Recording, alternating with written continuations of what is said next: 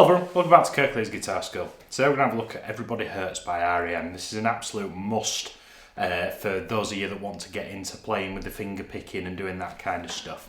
There's a full PDF that you can download from the first link in the description. That takes you to our private Facebook group. Head to the Files tab, download every lesson I've ever done there for free.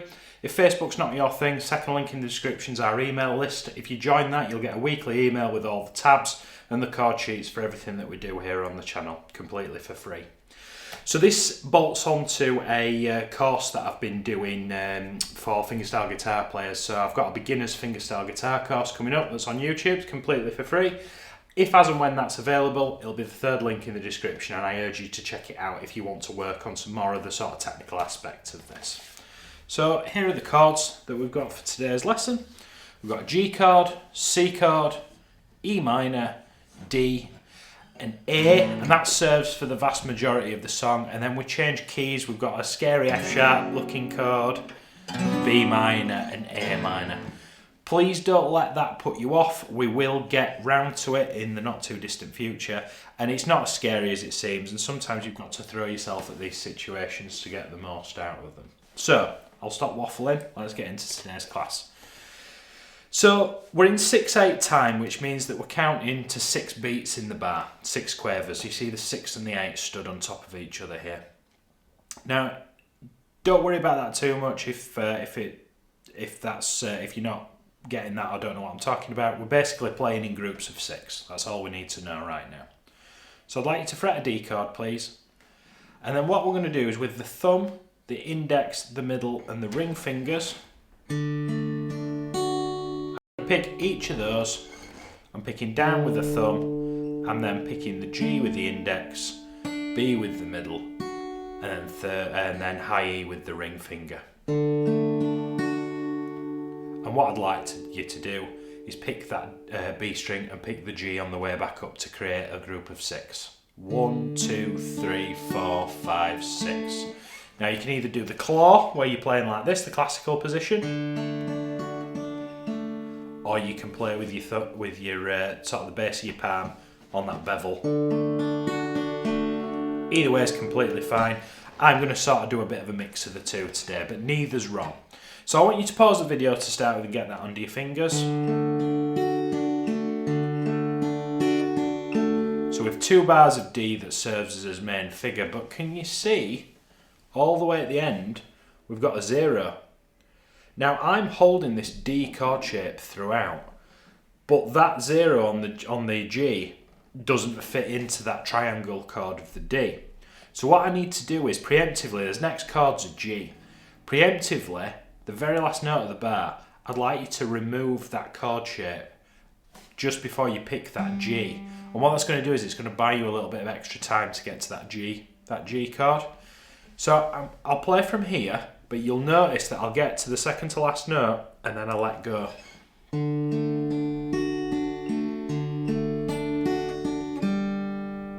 Do you see me let go there?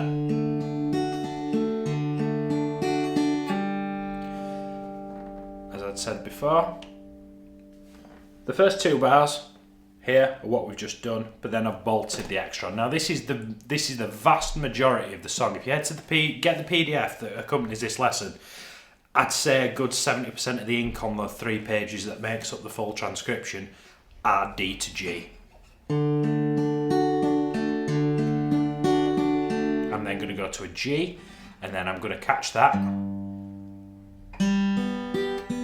So can you see how my index, middle and ring fingers stay on the G, the B and the high E strings, but then my thumb comes up to what I call a bass note? That's a G. That's the lowest G in the chord. It's the lowest note of the chord.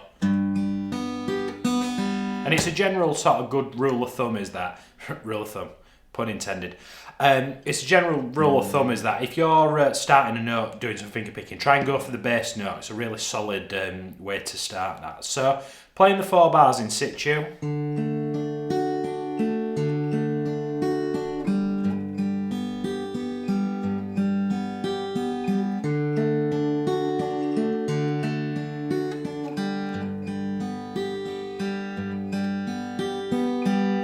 Get that under your fingers for me. So as we can see, that carries on into the verse. We've just played the intro, that carries on into the verse. Now the top line of this slide is exactly the same as what we've just played. However, as you go into the verse of the song, obviously it starts singing. We're going to play this 3 times, but then on the 4th time, can you see the bottom line of this slide? The first 3 bars are identical to what we've been doing so far for the sort of past 5 minutes of the lesson. But can you see the very last bar of this slide? It changes. Now this is the walk down to the chorus, and you've got like this.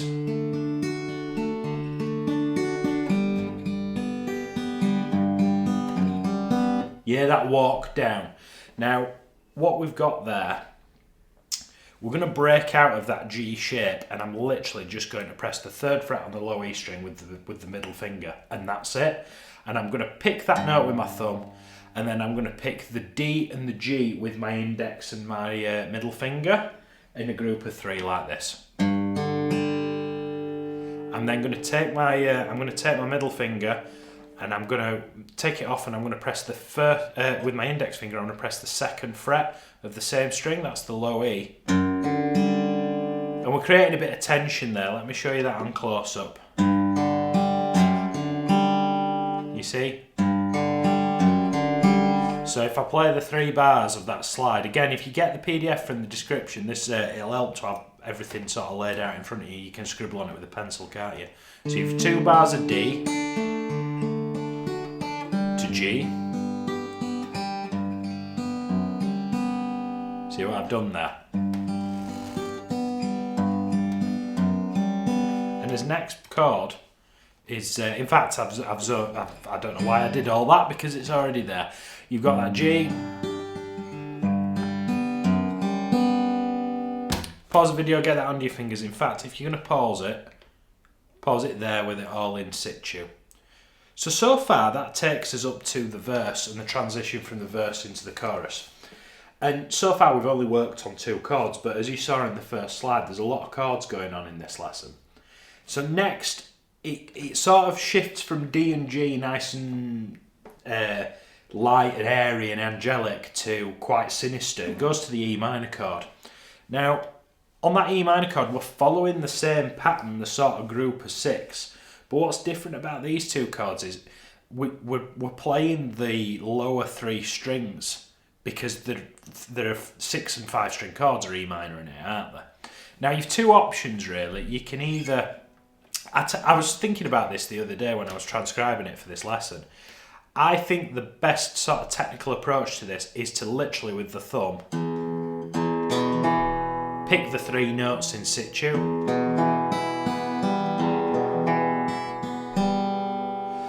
It might be a sort of change of position.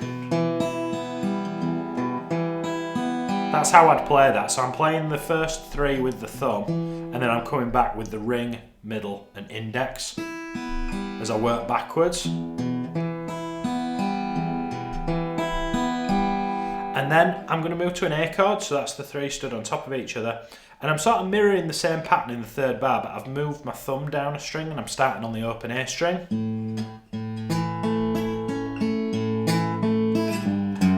Now can you see over here in this bar here, we're picking the first 4 notes as normal, but then we've got this sort of moving bass part, and I've mixed 2 guitar parts here. I'm trying to catch a bit of that walking bass to bring us back to the that moving bass, sorry, to bring us back to the beginning. Let me play that 4-bar chunk for you.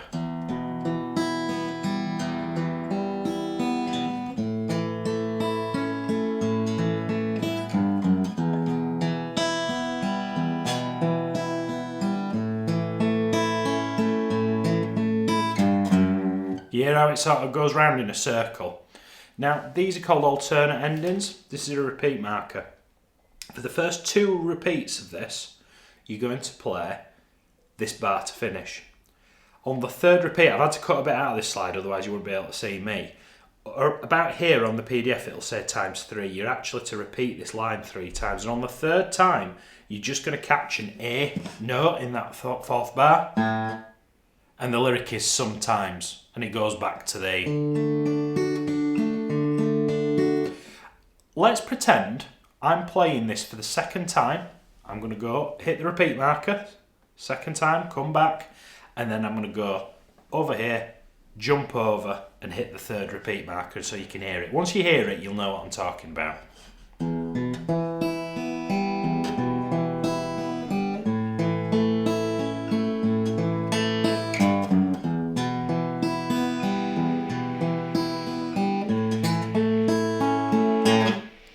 Yeah, did you hear that? We've got the, you've sort of got this big sort of like stop. There's a bit of noise going outside in the hallway. I hope that doesn't put you off too much. So then, as we essentially do verse, and then chorus, verse 1, chorus 1, verse 2, chorus 2. This slide here is chorus 2. Now, it's exactly the same, with the same repeat markers and everything. However, can you see how the ending's a little bit different? You've got the first 3 notes as normal, but then you've got this kind of like descending. Now that's going to take you into the key change. I mentioned that F sharp chord. What I'm doing there is called a chromatic run. We are walking down each fret of the guitar in the order they appear. A flat, G, or A, G sharp, G, F sharp is probably the way that I should say it in this case. And we're going to finish up on this F sharp chord. Now we're essentially going to keep the same pattern and the same vibe, but the song of the key of the song temporarily changes, and I forget what the singer for R.E.M's called, but he starts wailing over it. If you know the song, you know what I mean. And we're essentially going to keep the chorus pattern, but I've moved everything up a tone, 2 frets on the guitar.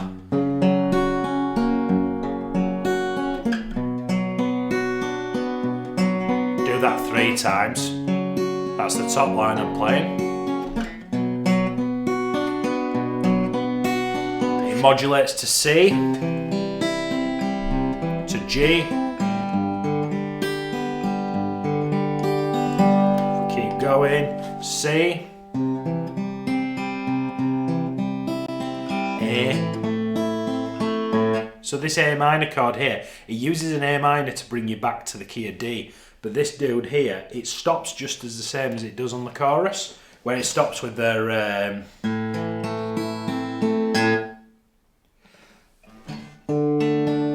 into verse 3.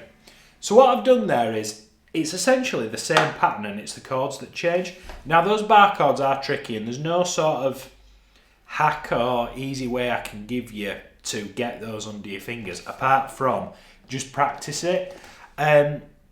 It will come. I think bar chords are one thing that a lot of guitarists struggle with because they try it and it just doesn't come as naturally as C, G and D do. It takes a little bit of persistence, but really if you can play that bar chord and you can pick every note out of it, it's a really good exercise and a really good kind of yardstick to aim for. So even if you're not, looking into bar chords yet, there's still that D to G. There's some really good picking to be had there.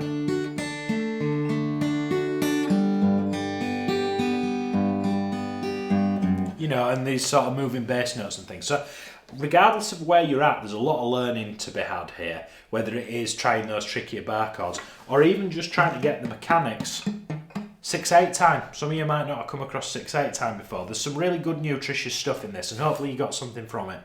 Don't forget, grab the PDF by whatever means you can below in the description. It will absolutely help you with this lesson. And what I'd do is I'd practice the song in your regular practice routine, but I'd also, every time you pick your guitar up for the next week, just sit on one chord, try and get that under your fingers. A lot easier said than done, mind. But you hear when I play that, like it's very automatic, very mechanical, I think is the word I'm looking for.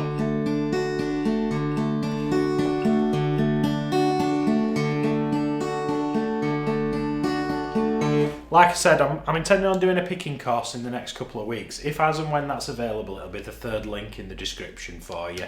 As of recording, we're in March 2025, so I assume by the end of April we'll probably be somewhere near. So I'll pop that in if as and when it's available. Let me know what you thought in the comments. If there's a song that you'd like me to cover, let me know below, and I'll see you next week for another acoustic guitar lesson. Thank you so much.